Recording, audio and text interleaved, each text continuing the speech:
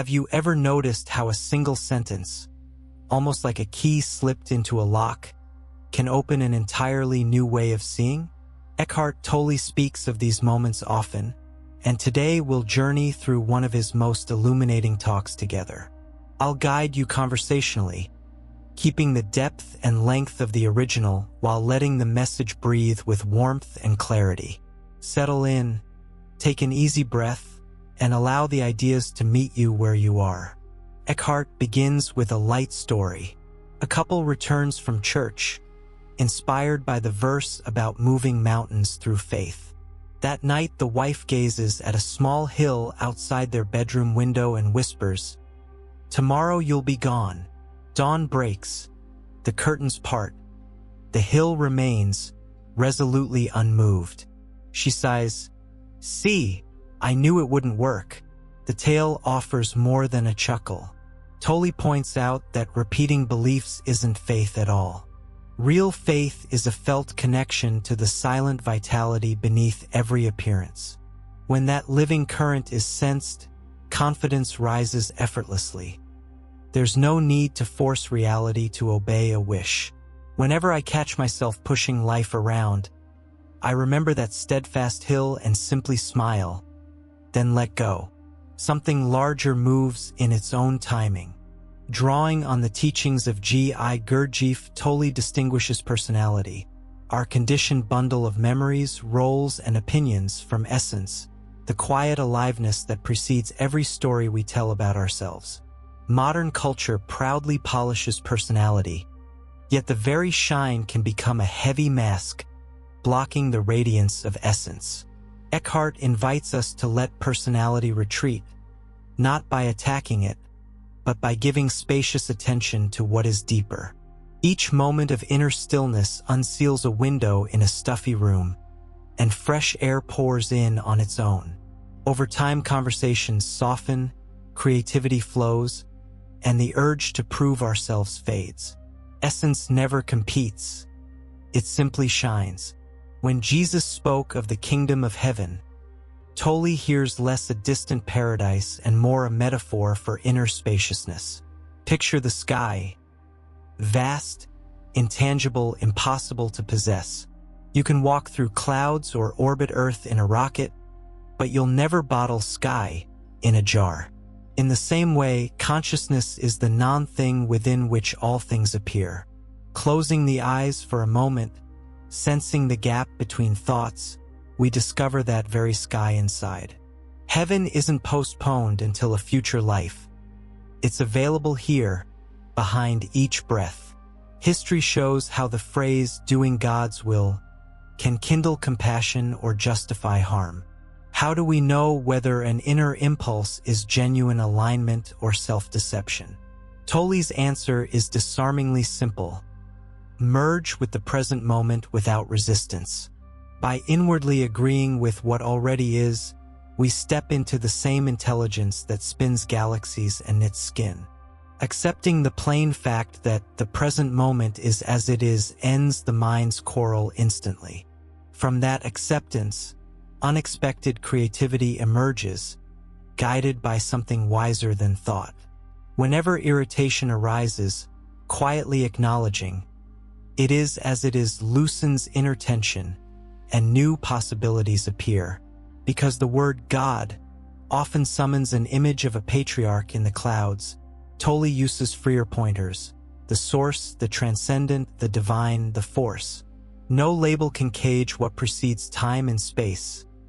Even the word existence is too small, because existence implies location. He offers a helpful analogy. Just as the sun pours light indiscriminately, the divine continuously pours life into every creature. Saint, skeptic, and cynic alike. Honoring that radiance isn't about building statues. It's about allowing its warmth to animate our cells, our joy, and our kindness. Seeing God as boundless presence replaces fear with participatory wonder. Imagine standing at the shore. Waves crash, gulls cry, salt fills the air, form. Simultaneously, the silent depth beneath those waves, formless being. Tolle urges sensing both dimensions as we live, replying to emails while rooted in felt stillness, speaking in meetings while aware of the quiet space inside. This isn't escape from worldly duty, it is its enrichment.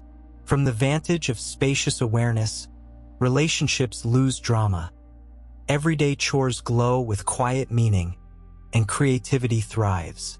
Even washing dishes becomes a meditation when the ocean beneath the suds is remembered.